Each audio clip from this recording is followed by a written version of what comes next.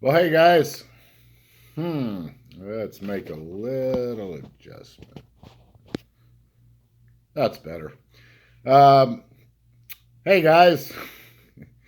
Today is December 21st, 2022, and I'm coming to you from the house of a very close personal friend of mine that I lost in 2017 to pancreatic cancer.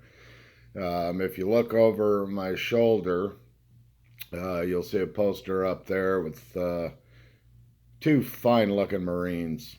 Mm, Shut up, Rob. Rob was Navy. I'm Army. Uh, but the older of the two Marines, which, yeah, he's the one. Hold on, let's back it up. Right there.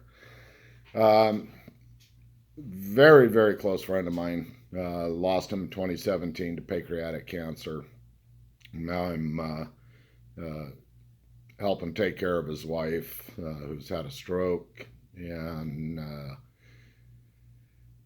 waiting on her daughter to get here so that we can recover her from the medical center tomorrow, and she will be moving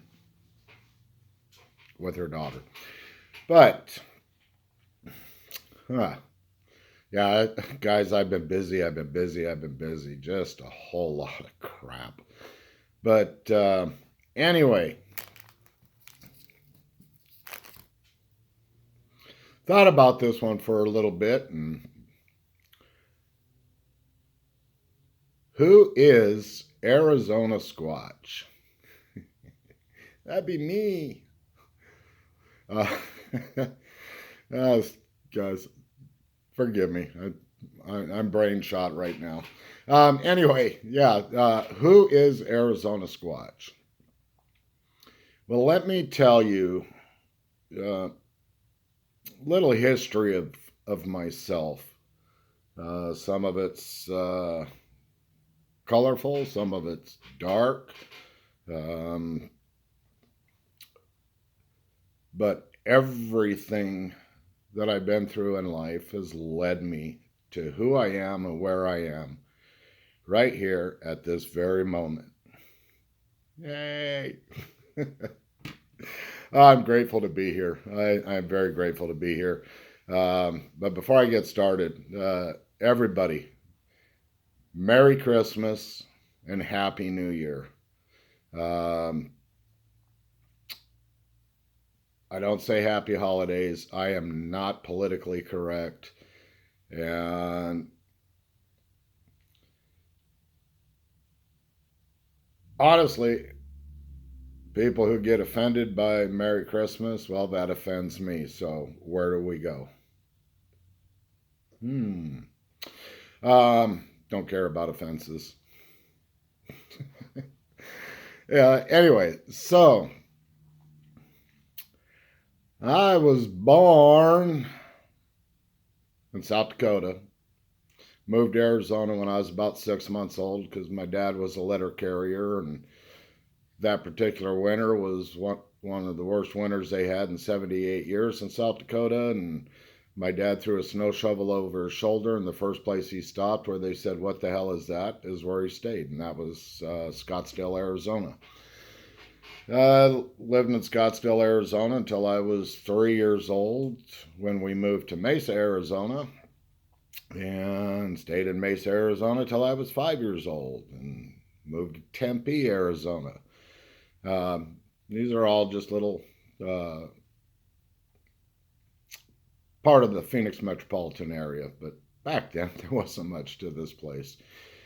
So I went through elementary school and junior high and part of high school in Tempe, Arizona, and my parents decided that they wanted to move to Apache Junction, Arizona, to get me away from some of the people I was hanging around.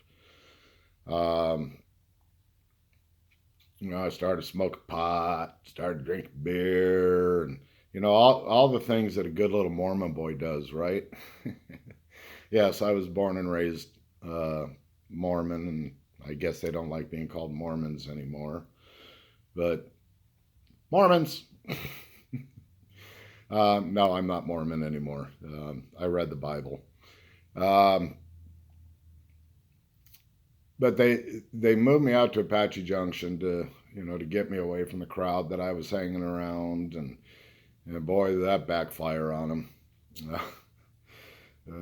Man, it was bad. I was a big pothead, just running around looking for the next party, and I dropped out of high school. Um,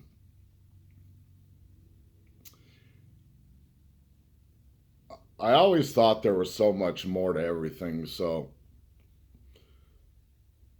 when I had an assignment due and I asked the teacher, well, how do we do it? As the bell rings, assignment on the board's due tomorrow. How do we do it? Read the book. Well, shit, if all I got to do is read the book, why am I wasting my time here? So I partied around for a few years and lived up in the Show Low area and Payson area for a little while, and I decided that it's time to move forward in life. I'm not getting anywhere, and just kind of drudging around. And so I enlisted into the Arizona Army National Guard. My dad had talked me into doing that. He said, "Well, you can't finish school. How do you know you're going to like the Army?" Well, because that's what I've always wanted to do. Well, join the National Guard. If you don't like it, you can stand on your head for 1 week in a month and 2 weeks out of the year. And I'm like, well, you're right there. And because I wanted to be Special Forces, I wanted to be with group. And I asked my dad. I said, well, there's no Special Forces in the National Guard here in Arizona. And he goes, well, no, you need to take a career path that if you ever get injured, or you get out of the Army, that you can fall back on that career and make a living out of it. And at the time when I was 17 and a half years old, that made sense to me. And so I enlisted in the Arizona Army National Guard, went in as a mechanic, did my boot camp, Fort Jackson, South Carolina, did my AIT, Advanced Individual Training. Fort Jackson, South Carolina is a 63 Bravo, which is a light-wheeled vehicle mechanic. I also had a Hotel 8 identifier behind it, which means I was also a recovery specialist. Drive tow trucks, off-road, big stuff. So that's what I did, and I got in the National Guard, and lo and behold, I figured out why my dad had told me to do that, because he was my first sergeant. Yes, it was the worst and best time of my life. I got to meet a man that was different than the one who lived at my house. We developed a very special relationship. While in the National Guard, I deployed to South Korea in 1988 for a big exercise called Team Spirit. I spent a total of 6.5 weeks in South Korea. One advance party, stayed for the main deployment, and then I was there for rear detachment, the rear detachment. And during the time in Korea, I got to do something that there's very few people on the face of the planet that can say this. We took a tour of the DMZ, demilitarized zone, there on the 38th parallel between South and North Korea. Well, on this tour, you get to go inside this building, and if you saw the video with Trump when he met Kim Jong-un and he walked in between those two blue buildings and went across into North Korea, well, the building that was to his left is the one that I entered, and in that room, you go to the other side and you're in North Korea. They have a big, they got big red mark on the ground and up the walls and over and across the table, and they even had a big ashtray on the center of the table with a red stripe going through it. So one side's North Korea, the other side's South Korea. A lot of people have done that tour, but I got to do it with my dad, who is a World War II Korea veteran, Vietnam era, and Desert Shield, Desert Storm era veteran. Yeah, so I got to cross into North Korea with my dad. So fast forward, I was what they called AGR, Active Guard Reserve. It's like being full-time military. Having your dad as your first sergeant, you do end up with some perks that normally probably wouldn't have come my direction. But I met this beautiful woman, and I decided that I wanted to marry her, but I wanted to get us out and complete change of scenery. So after 18 months in the Arizona Army National Guard, I enlisted active duty into the United States Army. Was stationed at Fort Knox, Kentucky, with the 19th Engineer Battalion, combat engineers, and a month and a half later flew home and married the love of my life, and that was July of 1989, and we are still happily married. We have 4 children. 2 were hers from a previous marriage, and then the 2 youngest are my natural born children, but all 4 of them are equally mine. When you take on a responsibility, you take it on full force.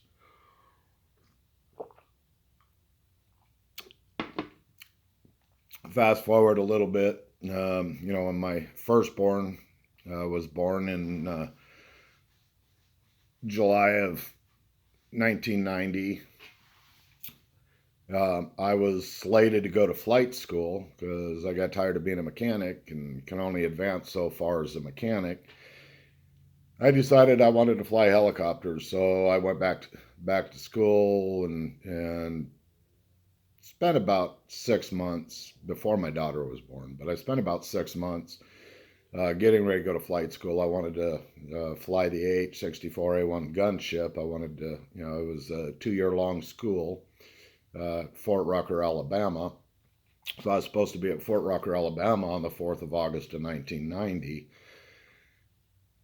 2nd of August 1990, Saddam Hussein's forces invaded this little country of Kuwait. And the 3rd of August of 1990, the United States government said, if you're not at school, you're not going. So I didn't go to flight school. Instead, I was PCS'd, and that means permanent change of station. So I left Fort Knox and went to Wilflicken, Germany, and was assigned to the 54th Combat Engineer Battalion there. I left my wife and kids back stateside because I knew I was going to be going to war, and I didn't want them to have to fight coming back from Germany if something had happened to me. So I deployed, got to Germany on December 27th of 1990, and on January 12th, I was in Dhahran, Saudi Arabia for Operation Desert Shield, Desert Storm.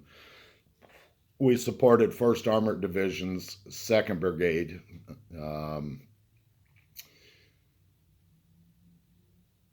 Fast forward, took an injury, finished out the war, and then was medevaced out of there finally after they realized that dude's got problems.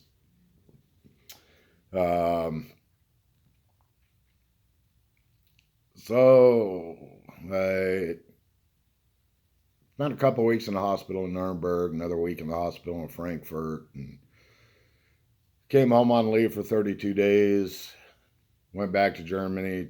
3 weeks later, I was back stateside being processed for medical discharge from the United States Army, which took a little over a year. And so in 1992, I became a civilian and, struggled. I lost my lifetime dream of being in the military. Everything I've ever done was focused on that. i.e., Boy Scouts, Eagle Scout, martial arts, um, wilderness survival specialist. Just the whole gambit of my life growing up was geared towards the military, and I lost my dream, and I wandered around for a few years trying to figure out what the hell do I do with my life now. Uh, Meantime, oh, we had the youngest of our four kids was born in January of '92. Um, Told you I came home on leave for 32 days, right? Yeah, I was out in the desert too long. But so now I've got four kids, and two of them in diapers. Yeah, I'm just really struggling, So I ended up going to work for one of those fast lube oil change places, and I kind of decided I liked it, and I pushed and I pushed and I pushed, and so I ended up assistant manager, and I decided I was going to go to school, so I went to ITT, and I didn't get to see my family. I was either at work or I was at school or I was sleeping. And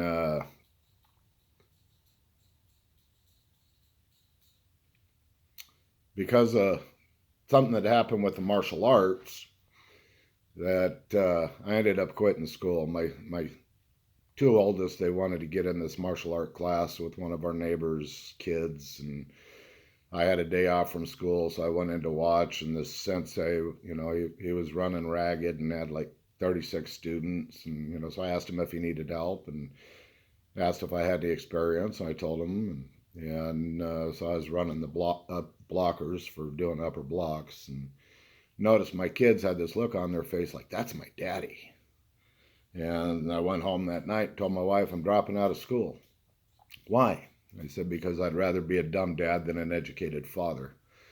And I spent too much time away from them as it was. My firstborn, she was 4 months old when I deployed. I missed a lot.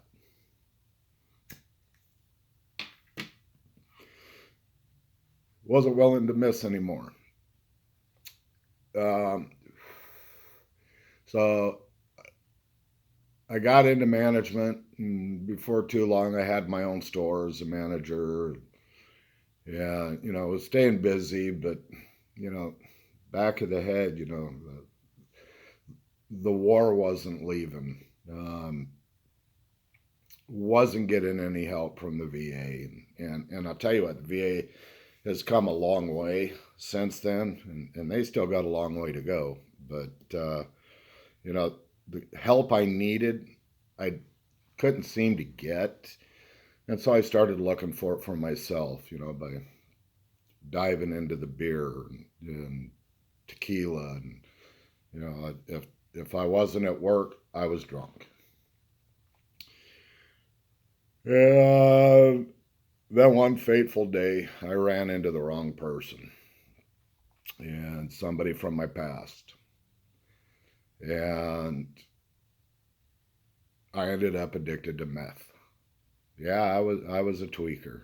I was I was the tweaker. It was bad. Yeah, and so it turned into a pretty big ordeal.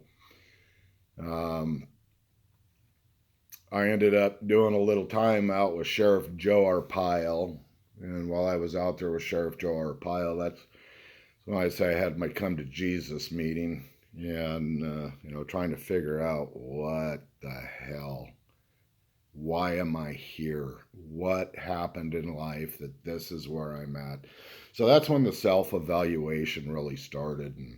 And one of the things that happened is I was walking circles, and the poem Footprints in the Sand. I started visualizing that, and as far back as I could see, there was only one set of tracks in the sand. So I said, "All right, God, put me down." Um, let me take it from here. Yeah, and I begged him to take my addiction away from me. I said, if I leave this place the same guy that came in here, I'm a dead man. I will not survive it. And from the top of my head to the bottom of my feet, it felt like somebody poured warm oil over me. And I felt that addiction to meth go. Pew.